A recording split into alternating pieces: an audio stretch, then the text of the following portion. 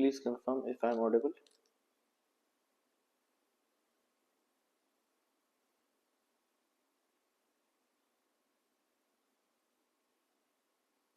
Please confirm if I am audible.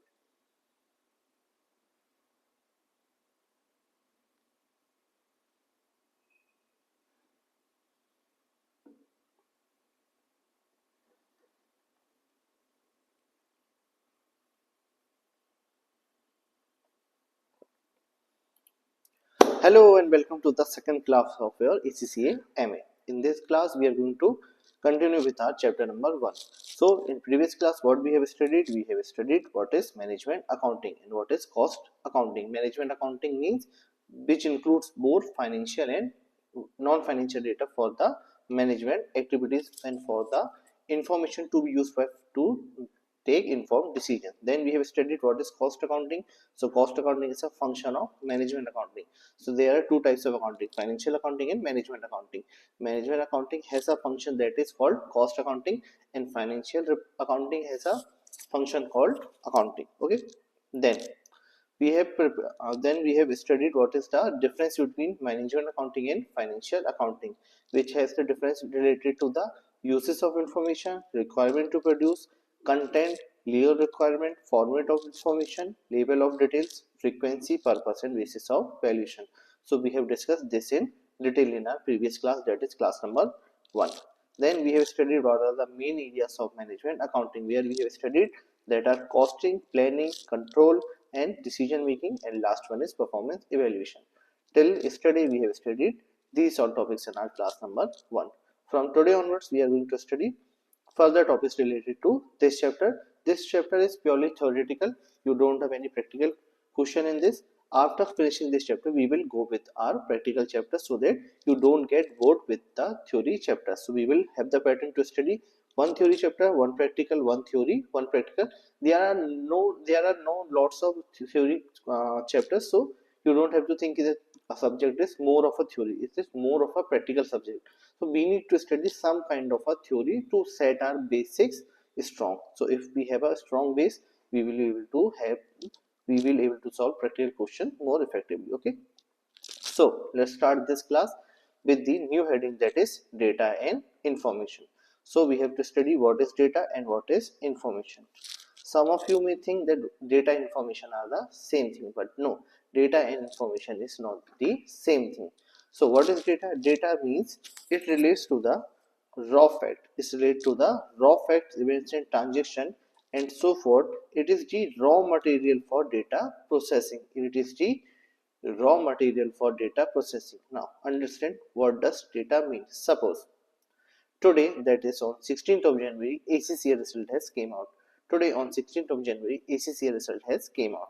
Okay, so if I have the data that how many students have appeared and what are their result, then it is called data. Then it is a data where I have a Excel sheet where all the details of the students are there and how much score they have scored in their examination result. So it is a data.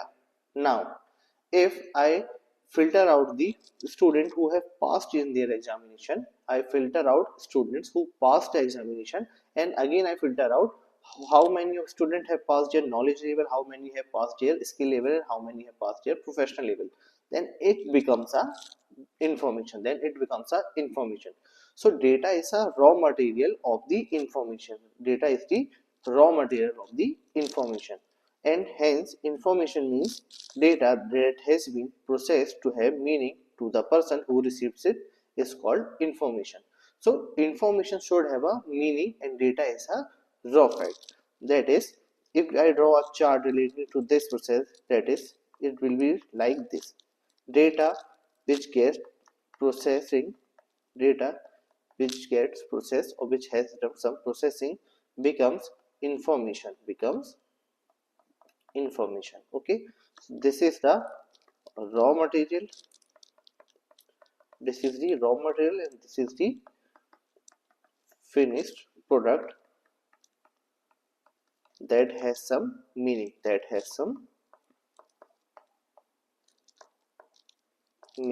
Okay, so data is a raw material, information is the finished product of the raw material which gets processed, and some processing has been done on that data. Okay, so data include everything which is relevant and non-relevant, which is meaningful and non-meaningful.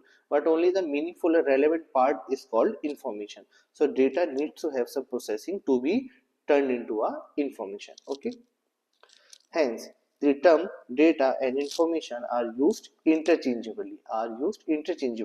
Hence, it becomes important to understand the difference between these both terms. Okay. So many of us say data and information are the same thing, but it is not the same thing. Data is a raw form of the information. Information is the more pure or more processed form of the data. Hence, data and information are not the same thing. There is a thin margin which will differentiate between both data and information. Okay. Now, so we are done with what is data and what are information. Now, we go with the categories of data. So, data has been categorized in two categories. First one is primary data, second one is secondary data. Now, we need to understand what is primary data and what is secondary data. Primary data is the data that has been collected directly from the source. Suppose I am the manufacturer of a chemical. I am the manufacturer of a chemical, and I have the chemical factory which has many sensors installed. Because in a chemical factory, sensors records data which is important for our functioning. So all the data which collected from that sensors is my primary data. So all the data which I collect from that sensor which already have I installed is called primary data, because it is directly collected from the source, because it is collected directly from the source. So any data which I collect directly from the sources are called primary data. Suppose if in the same factory I have the CCTV footage, which got captured by the CCTV installed by me. So all the CCTV footage captured by that CCTV are called my primary data, because it is collected directly from the source. Okay. Now, what is secondary data? Data which are other than the primary data is called secondary data, which is collected by someone other than the primary user. So, any data which is not collected by me or my organization will be termed as secondary data. So, suppose if I sell goods and services to customer in the large amount, okay, and if I call them to take a feedback, so that call and that feedback is my primary data, because it is collected directly from the source. The source means customer. But if I go to Google to hear out my review, if I go to Google to check out what my customer are saying about me, so that survey, that feedback from Google is my secondary data, because it has not been collected by me, it has been collected by someone other than the primary user. So I am the primary user, but it has been collected by someone, that is Google. So it becomes the secondary data. So what is primary data? Primary data is a data which is collected directly from the source. So any data which I directly collect from the source is my primary data, and any data which is not a primary data and collected by someone who is not a primary user will be termed as secondary data. Suppose if I have sensor installed in my office to check air quality, so whatever the AQI that sensor will show me, is my primary data, because it is collected by me, that is primary user, and collected directly from the source, that is sensor installed in the office. But if I go to government website and check out the AQ of my area or my office locality, then that data regarding the AQ will be termed as secondary data, because it has not been collected by me, that is primary user, and it is also not a primary data. Hence, this is the difference between primary data and secondary data, where primary data means it should be collected directly from the source. So any equipment, sensor, machine installed by me, or any data coming from that sensor machine is a primary data, but any data other than that will be termed as secondary data. Okay. So what is data? Data is the raw material or raw form of the information. Information is the processed form of the data which has some meaning. Then we studied what are the categories of data. So first category is primary data, second category is secondary data. Now comes to external and internal sources of information. What are the internal sources and external sources of information? Let's start with the internal source. Internal source is the information which originates from the inside the organization. So any information which originates from inside the organization is termed as internal sources of information. That is, suppose any information. Suppose if I have the attendance machine installed in my office, so all the data which comes from that machine is my internal source because it is coming from my organization only. I don't have to be dependent on some other person or some other organization for that data. But if if I have to check about the market competition, if I have to check about the market competition, so that data will come from outside, so it is not be termed as internal source of information. So what are the internal source of information? So all the information which originate or comes from my organization internally is called as internal source of information. Now, internal sources are categorized in or four types. First one is accounting system and records. First one is accounting system and records. It means it collects transactional data including sales and purchases. Full stop. It allows organization to monitor its financial performance and provide information to make informed decisions. So all the information related to accounting system and records will be termed as internal source of information, which is like transactional data. Suppose how much sales have I made, how much purchases have I made during the period. It allows organization to monitor its financial performance. So I can use that information of sales and purchase to check my financial performance and provide information to make informed decisions. So by using the data coming from the sales and purchase, I can make the financial performance, and financial performance assessment will help me in taking the informed decision. So all the information which is related to the accounting system records will be termed as internal source of information. Second one is employees and manager. Employees at all levels interact and communicate formally and informally while performing their duty. So, suppose if I have the team of three people working in my office, so all those three, including me, that is four people, will have all the conversation in the official mail. Will have all the conversation in the official mail. So that information, that communication, that messages will be termed as information because it has been formally and informally interact it has been a communication that is formally and informally while performing their duties. So that information coming from the employees will be termed as internal source of information because we don't have to be dependent on someone else for that information. These instructions result in insight and information that should be captured or obtained. Okay, so this interaction, whatever my employees, including me, will have in the office, will be used to inside will be sorry will result in insight and information that should be captured and informed. So any data related to the interaction of employees within the organization will be termed as internal source of information. Now, third type is production record. So suppose in a manufacturing organization, production records including information related to production level will be termed as internal source of information. Suppose if I have a factory of manufacturing some grocery items, if I have the factory to manufacture some FMCG goods or grocery items. Okay, so whatever the production data related to production is there. Suppose I have how many of raw material have I sent to the production department, how many of goods are actually manufactured, how many of goods are in WIP, how many of goods are in the process of transportation. So that all data, that all information will be termed as my internal source of information because I don't have to be dependent on someone else for that information.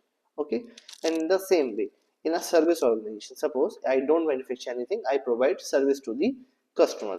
So production records will include time spent on different client and tasks, will include the time spent on different clients and tasks. Suppose if I have the team of 5 people, so I should know how much of a time that one employee is giving to the one potential client or a or my existing client. So that data is my information. That information related to time spent on a particular client or task will be my information. And for that information, I don't have to be dependent on anyone else. So that information is my internal source of information. Then comes administration and other records. Then come administration and other records. So all the information like wages, salaries, helps organization to carry out the operation and administration function.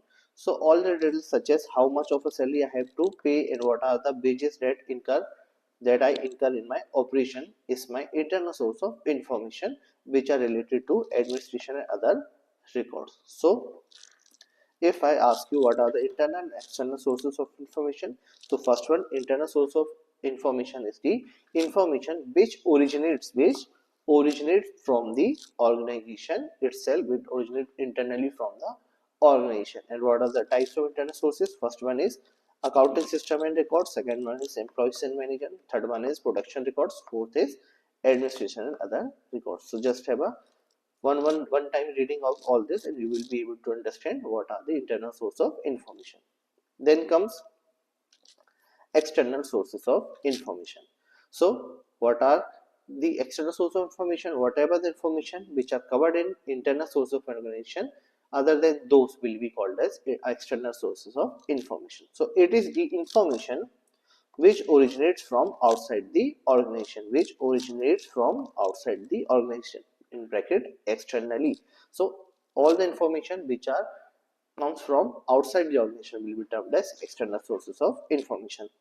It is gathered routinely by an organization on a formal basis or gathered non-routinely on a less formal basis. So it can be on routine basis, it can be on a non-routine basis. It can be on a routine basis, it can be on a non-routine basis. Suppose if I have the system to take that information on every day. So on Monday, Tuesday, Wednesday, Thursday, I take that information. It is a routine way. But if I have the system to take this information on a random basis, so if I decide any day to have to gather this information, that it is called non-routine form of information. It can be on a formal basis, it can be on a informal basis. So there are types of asking the information. Suppose if I call my customer and ask in a formal way to get the information, that will call be a formal way. But if I make the call by having the fake identity or by giving the task to someone else, so that will be called as a informal. So it can be formal, it can be informal, it can be in a routine way, it can be in a non-routine way. What are the sources of external information? So sources of external information may be government and agencies. So whatever the notification, whatever the amendment, whatever the circular the government issue, whatever the advice the government issue will become my external source of information, will become my external source of information. Like that only media, journals and reference work. So whatever the information coming from the media, whatever the information coming from the journals of industry in journals related to the industry will be termed as external source of information because it does not originate from my internal business or from my organization internally. Same goes for the libraries, online resources, consultancy, business. So all the information coming from the online sources and libraries will be also termed as external sources because they have nothing to do with my they have nothing to do be to have to done with my information originating from my business. And last is trade organization, professional bodies, banker, customer and supplier. So whatever the information or whatever the data you get from banks, your customer, your suppliers, your professional bodies will be termed as external source of information. So whatever the information you gather from your organization internally is your internal source of information, and whatever the information you gather from outside the organization will be termed as external source of information. Then so till now we have studied internal source and external source of information. Now we have to go for sources of data. So what are the sources of data? There are three types of sources of data, that is machine sensor data, transactional data and human social data. We will have a 2-3 minutes of break, then we will start with this topic and we'll go on for the last all the topics of this chapter. Okay, so let's have a break of 2 to 3 minutes and we will start with the new topic. Okay.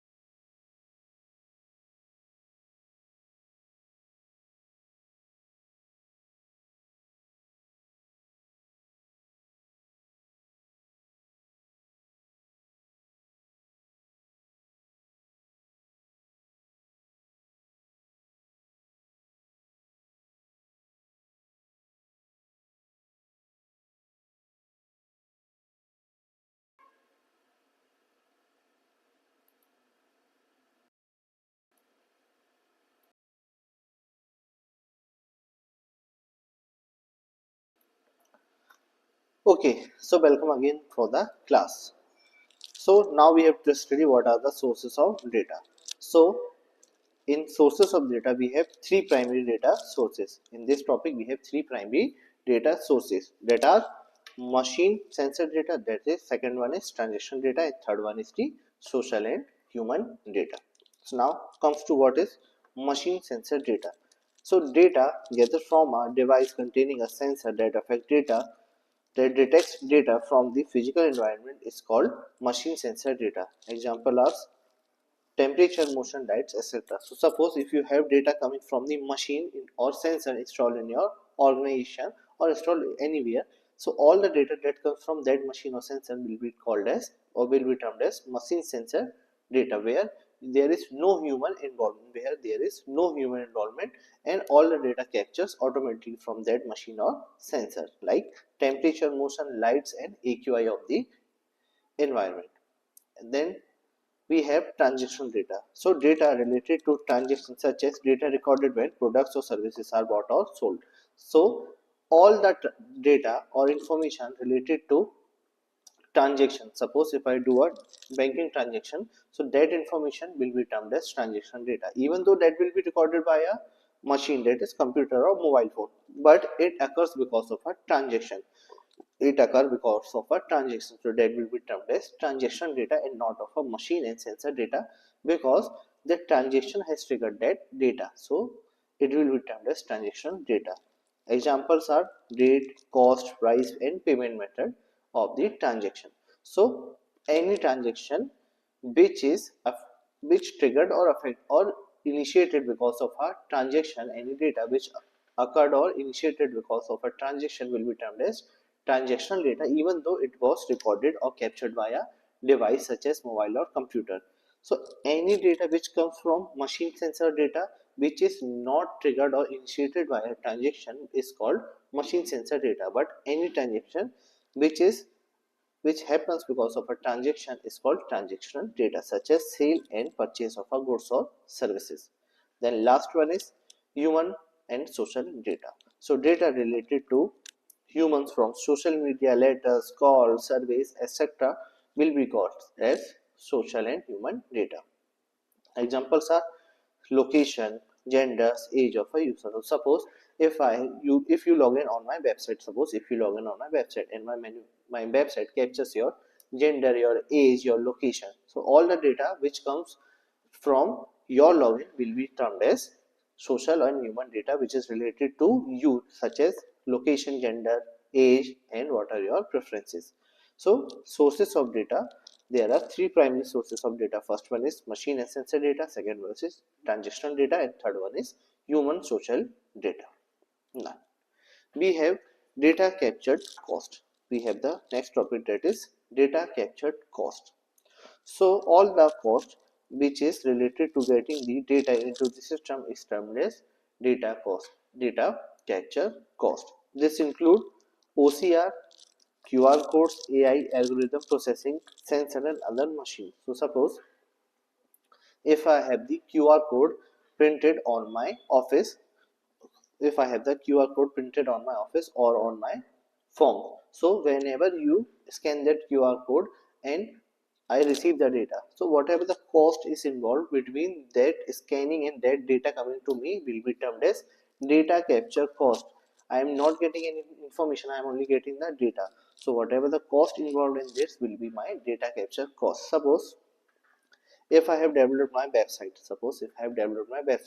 where you can put your data, suppose while logging you can put your data, so that data when it comes to me and whatever the cost involved related to that website and that data capturing is called as data captured cost. So any cost which generated or which occurred due to getting the data into the system will be termed as data captured cost. Then these are not so important topics, है ना? That's why we are going fast on these topics. Wherever the topics are important, I will take certain amount of time to discuss that topic. Now we have cost of information. Earlier one was data capture cost. Now we have cost of information. So the most significant cost associated with management data and information can be classified as first one day-to-day running cost, second one is storage cost, third one is other cost. Okay, so the cost of information can be categorized into three parts. First one is day-to-day running cost, second one is storage cost, and third one is miscellaneous, that is other cost. Now we will discuss each type of a cost of information in detail. So what is cost of information? So all the cost which is related to the information is my cost of information, which has been categorized into three parts. First one is day-to-day running cost. So it refers to the cost associated with capturing, processing, analyzing, and using data is called my day-to-day running cost. So whatever the cost I incur on turning my CCTV cameras on turning my sensors on the cost of attendance machine. So whatever the cost I incur on a daily basis to run this machine, to run this sensor, to run my website, to run my survey agencies is my day-to-day running cost, because it occurs on a daily basis. It occurs on a daily basis. It occurs continuously. So this is called my day-to-day running cost of data for information. So it is the cost associated with capturing. Capturing means suppose CCTV camera which captures the CCTV footage of each day. Then processing means turning that CCTV footage and storing it on my drive is my processing. And third one is analyzing. So whatever the AI generation or whatever the tool I equip to analyze the information and using the data. So whatever the computers I have to use certain data is called my day-to-day running cost of information, will be termed as my day-to-day running cost of information. Example, system that captures data. So all the system which captures the data are my cost of information, which is in the category of day-to-day running cost. Okay, then we have storage cost. So it refers to cost associated with the storage of data. First we have captured the data and analyzed the data. Now we have to store that data in our system. We have to store our data in our system. It's called storage cost. It's called storage cost of information. Suppose if I am recording this lecture, suppose if I am recording this lecture, so the recording of this lecture and cost related to this recording is my day-to-day running cost, is my day-to-day running cost. But after recording I have to keep this data, I have to keep this recording with me. So that cost is my storage cost. That cost is my storage cost. It includes data management system cost. Example, cloud storage. So suppose if I upload all these lectures, all these notes, all these questions into my Google Drive, so whatever the cost I incur for that Google Drive is my storage cost. Okay, so this is the differentiate between day-to-day running cost of information and storage cost of information. Then last but not the least, you have other cost of producing information. So whatever the cost you have other than day-to-day running cost and storage cost is your other cost of producing information. It refers to costs which are indirectly related to obtaining the required information, and they can be difficult to predict and quantify, are called other cost of information. Suppose if I install the new software, if I install the new software in my office to capture information, to record information. So because of installing of new information, all my employees have become less productive. All my employees have become less productive because they now need training and they now need time to be used to that software. So whatever the productivity loss I incur because of that is my other cost of producing information. I need to produce information from that new software only, but in order to install that new software my productivity of the team has been decreased and has been gone significantly low. So whatever the cost which is related to that productivity will be my other cost of producing information. So the cost of information is categorized in three parts. First one is day-to-day running cost. So whenever you capture, analyze, store and use that data and use that information is termed as day-to-day running cost. And after capturing and analyzing, when you keep that information with you, is termed as storage cost. And at last, whatever the cost which is other than day-to-day running cost and storage cost will be termed as other cost of producing information, like loss of productivity. So we are done with the cost of information heading. Now we have another topic, that is good information. We have another topic, that is good information. Manager information helps in making informed decision or take effective action to be of use. So manager information should be of a making informed decision and or to take effective action, that will be termed as good information. There can be information of many types. Suppose there is a information which is none of your use. Suppose there is a information which is no of your use. So will that be considered as a good information? No, because it should be of your use to take effective action and effective decision. Suppose if I am in a class industry, if I have an industry where I teach students, okay, but if I have the information related to production of engine oil, if I have the information related to the production of engine oil, so it may be information which is good for that engine oil industry, but it is not good for me. So good information which is which helps me in taking informed decision and take effective action. So what is good information? That should help you in taking the effective control and good decisions. Okay, so information can be good, can be bad. It depends on how it is relevant for you, how it is relevant, and how it is use of yours organization. So what is good information? Good information must help, should help not. It must help in making informed decision or take effective action to be of use. It should be of use. Now, the important topics which is related to good information are characteristics of good information. Many times and many of times ACCA asked question from this heading. Many times ACCA asked question from this heading where they ask you the characteristics of good information. So what are the characteristics of good information? They are first one, accurate. All the information should be accurate. Information should be free from significant error. So if you are expecting some kind of information, you will expect that information should be free from error, because if the information contains error, your decision will be based on that error. Your decision will be based on that error. So you want your information to be free from error. So what is the first characteristics of a good information? That it should be accurate. Suppose I ask you whether this information is good or bad, so you will tell if the information contains accurate data, then it will be good information. But if this information contains errors, then it will not be a good information. So what is the first characteristics of a good information? That it should be free from the errors. And second one, that is complete. Information should include all the information. Information should include all the information. Suppose if I am asking for a data about the student who passed the ACCA examination, so I will expect that it should contain all the data of the student, should contain all the numbers of students who have passed the examination. Suppose 500 people have passed the examination, and that information which I have received only contains data of 200 students. So it is not complete information. I am expecting a complete information. So whenever I receive a information which is in full, which is include all the information, then only I will call it a good information. Otherwise it is not a good information. Then comes third one, that is cost effective. So the financial benefit or value of information must overweight the cost of obtaining the information. Suppose in order to get the information I need to spend $100. Suppose in order to get the information I need to spend $100. So whatever the benefit I receive after getting that information or after using that information should be at least more than of $100.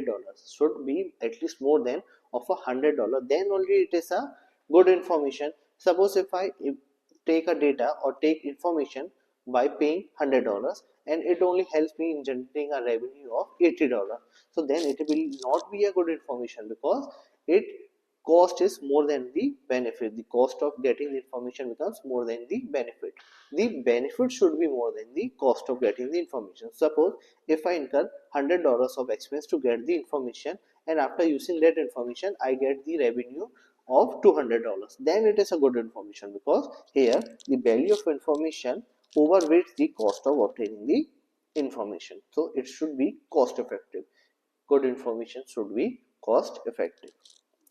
Then fourth is user targeted.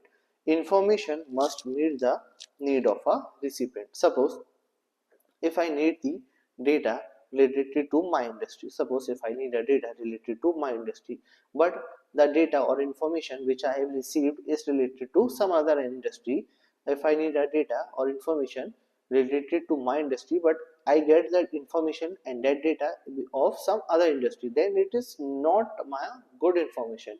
Then it is not a good information, because it is should meet the need of the recipient, should meet the need of the recipient. Hence the good information should be user targeted. Hence the good information should be user targeted and meets the need of the recipient. So whatever the recipient need should be included in that information, then only it will be called as good information. Then point 5, relevant. Information should only be related to decision making concern. Suppose if I need information to make an investment decision, suppose I need information to make an investment decision, but you are giving me the information which is related to financial decision, then that information is not again information, because it is not related to the decision being considered. I am considering an investment decision and you are giving me information related to financial decision. So then it will not be called as good information. It may be a good information for financial decision, but it is not a good information for my investing decision. Hence good information should be relevant for the decision being considered. It should be relevant for the decision being considered.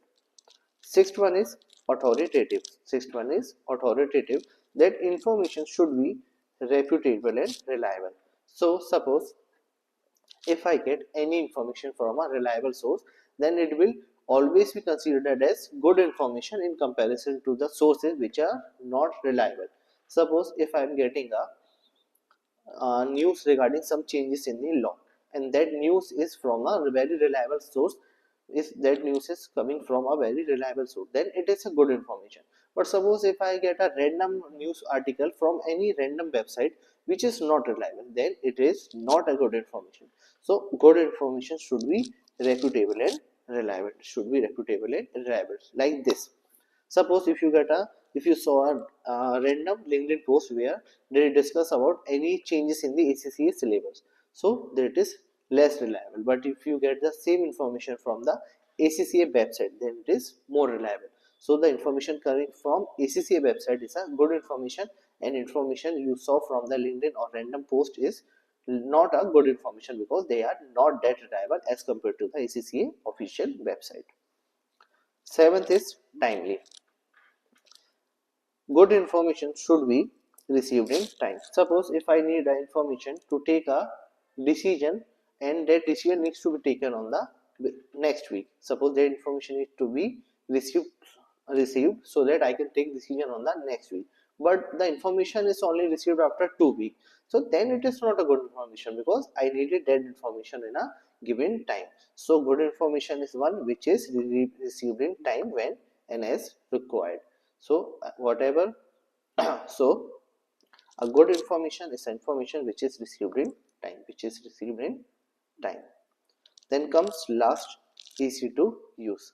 The information should be concise, presented clearly, understandable, and communicated using an appropriate channel. Then only it is be considered as good information. Suppose if I get the information which is not in a presentable form, I get in a random format. Suppose in a Word file, I have the information which is correct, which is accurate, which is relevant, but it is not in a clear form, it is not in a presentable form, then it is not a good information, because I have to work on that to get in a presentable form. So good information should be in a concise, presented clearly and understandable format. Then only I will consider that information as a good information. Okay. So what are the characteristics of a good information? There are 8 characteristics. First one is accurate, second one is complete, third one is cost effective, fourth one is user targeted, fifth one is relevant, sixth one is authoritative, seventh is timely, eighth is easy to use. So these are the characteristics of a good information. you have many questions related to this characteristics in your question bank, which ACCA asks regularly. So please go through all these characteristics in a good way. Okay, the way to learn these characteristics are: A for accurate, C for complete, C for cost effective, U for user targeted, R for relevant, A for authoritative, R for relevant, A for authoritative, 7 for timely, and E for easy to use. 7 for timely and E for easy to use. So to learn this, what are the characteristics? You have the short form, that is accurate. You have the short form, that is accurate, and it is given by who? Not me. It is given by the ACCA Study Hub. So ACCA Study Hub has this mnemonics to learn this memory techniques of characteristics of a good information, that is accurate. Okay, so we have studied what are the good information and what are the characteristics of a good information. Now we have to study what is big data. What is big data? So big data is data that increases exponentially over time with too much volume, variety, velocity for traditional data processing method to analyze effectively. Big data allows organizations to understand their stakeholder and forecast demand. So what is big data? Big data is a data which increases exponentially over a time. In a day, in a day, you have 1000 transactions related to sales. In a day you have 1000 transactions related to sales. So for one day it is only 1000 transactions. But if I ask you for 1 month, then the number of transactions becomes 30 multiplied by 1000, that is 30,000. And when I ask you about a year, that is 1 year, the number of transactions becomes 30,000 multiplied by 12, that is 3,60,000. That comes to 3,60,000. And for 5 years, if I ask you, then the data will increase exponentially. So for one day it is good that you have only 1000 transactions, but in a month it increases to 30,000. In a year it increases to 3,60,000. So your data is increasing exponentially, hence this becomes big data. Hence it becomes big data, which 1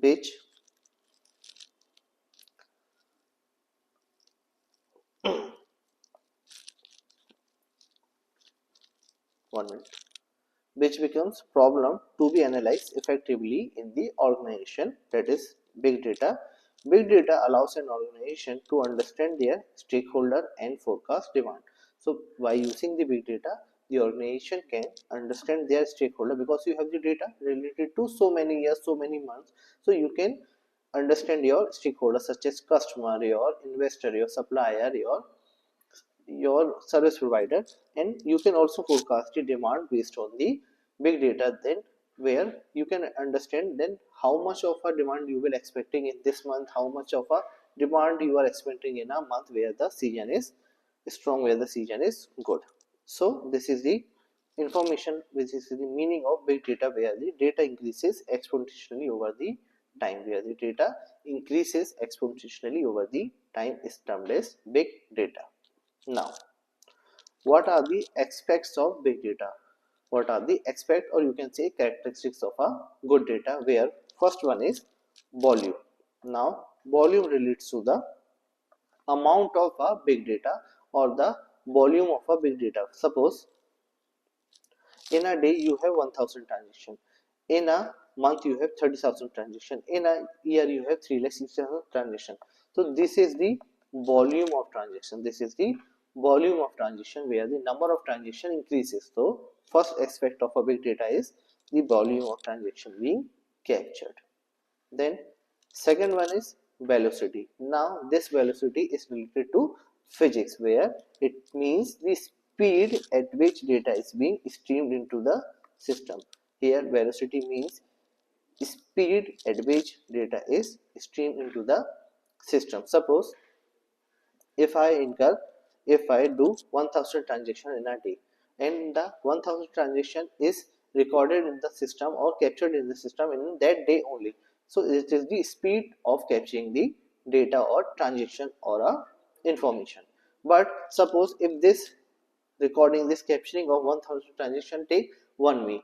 I do the transaction in a single day, but it will take 1 week to capture or record it in the system. Then it becomes the speed or velocity of the data to be captured on the system or to be streamed. So this is the velocity which is related to the big data aspects. Data needs to be captured, analyzed in an efficient and timely manner. So I will need that if I do 1000 transaction in a day, I will need that all that 1000 transaction is recorded in the system in the same day only, then only it is good. So this velocity and the speed of recording the transaction becomes important, hence it should be efficient. That is, efficient means it incur less cost to capture that data and should be done on a timely manner. So it should be done on a timely manner, that it should not be too slow to be captured in the system. Because if system captures the data slowly, I will use that information on later on and will take decision based on that information far away. So it is not good for me. So velocity and speed of data becomes very important. Third one is variety. Variety means choices. So it means types and forms of data collected and generated. It means the variety of big data. It can be in form of structured data and unstructured data. Now what is structured and unstructured data? We will study on later on in this chapter. So you may have information in a variety of forms. Suppose you may have information related to sales, you may have information related to purchase, you may have information related to after sales service, you may have information related to the warranty of your product. So the information may be of a variety of a type. So you need to categorize all this information on their types of category. So hence big data becomes a complex task where you need to sort out the information or data in a variety which is relevant for decision making. So it can be of many form, types and formats. Okay, so variety means the types, formats or categories of information that you capture. Fourth one is veracity. Fourth one is veracity, where quality of data related to accuracy and truthfulness becomes essential for effective decision taking. Where accuracy and truthfulness of the information or data becomes essentially for effective decision taking. Suppose if I have the data, a big data, so I want that data to be accurate and truthfulness. It should be filled with accuracy so that I can use that data to take a decision, or I can use that data to take effective control or effective action on my organization. So one of the most important aspect of a big data is veracity, that quality of data should be accurate and correct and should be free from the errors. Fifth and last is the value of big data, that is, the financial data or value of information must overweight the cost of obtaining the information. It is same as cost effective characteristic. It is same as cost effective characteristics of data. It is same as cost effectiveness of characteristics of a good information, where the value, the financial benefit or value of information must overweight the cost of obtaining the information, where we have discussed that if I incur $100 of cost to get the information, then that $100 of cost must be less than the benefit I am getting out of that information. So it should be of a value. So if I ask you what are the aspects of bits data, the first one is volume, second one is velocity, third one is variety, fourth one is first one is volume, second one is velocity, third one is variety, fourth one is veracity, and fifth one is value. So you have 5V, which is related to the aspects of a big data. Now you have data analytics. Then you have data analytics. What is data analysis? So it is very simple concept where it is a collection and analysis of data to find pattern and draw conclusion. It's called data analysis. So what is data analytics? Data analytics is collection and analysis of data to find pattern and draw conclusion. Suppose if in my organization I have if I in my organization I have attendance machine installed where they capture the attendance of all my employees. So whenever my employees punch their thumb on the machine or the screen of the machine, my data gets captured. And after capturing that data, and I analyze that data to find out who is that employee who comes very regularly in the office and who is the one who come very less often in the office.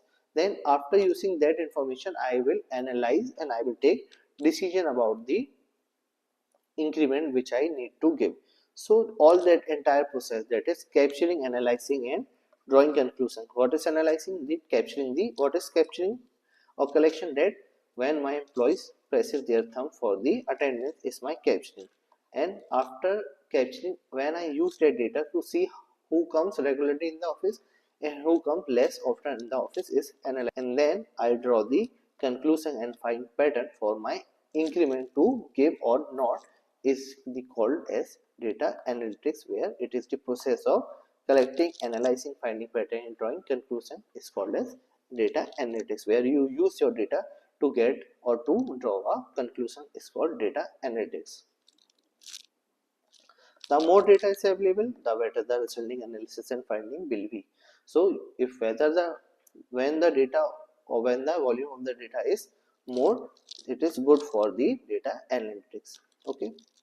Now we have the most important, or you can say the topics of by use topics from which most of the questions come are problem based big data.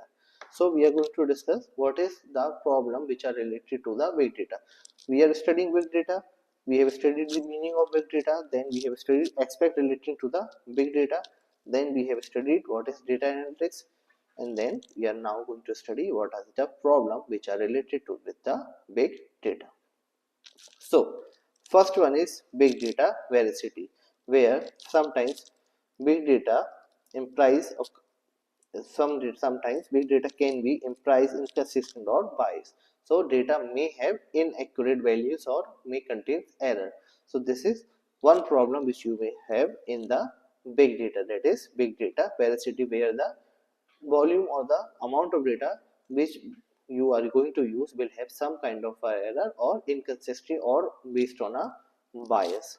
Okay. So data needs to be relevant and trustworthy. You want your data to be most accurate, relevant and trustworthy. Then second big data problem is big data technology.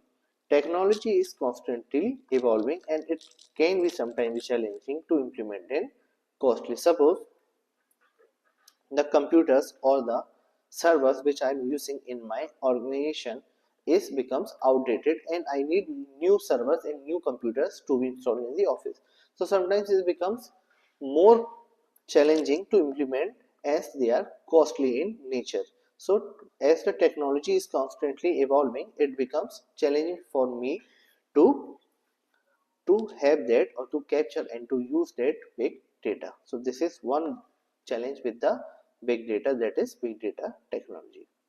Third one is big data analyst. Businesses need suitable skilled data analysis and there is a shortage of them. So you can write shortage of data analytics. You want a good amount of professional people working for you, but if you are not getting that skilled people in your organization for your organization, it becomes a problem to work on that big data. So third problem with the big data is big data analyst, where you have the shortage of data analyst, where you feel the shortage of data analyst. Then last one is security and privacy. Businesses must ensure that they are not violating or the regulations. If a Meta or a Facebook wants to capture my location. If Facebook or Meta wants to capture my location, so they have to take care of the law relating to the privacy and security which is relevant in that location or which is relevant in that country. So security laws for India is different from securities and privacy laws in US. So companies have to take care of that also. So it also becomes the concern and problem for the big data, where security and privacy law needs to be considered before capturing the data and before capturing the and storing the data. So it also becomes one of the problem with the big data. So we have studied what is big data, what are the aspects of big data, what are the problems with the big data. Now our topics left are structured data, unstructured data, and then so on. So we will need one more class to complete this chapter and solve all the questions which is related to this chapter. So as of now we are good to end this class, and we'll start with the next class in coming days, and we'll finish this class.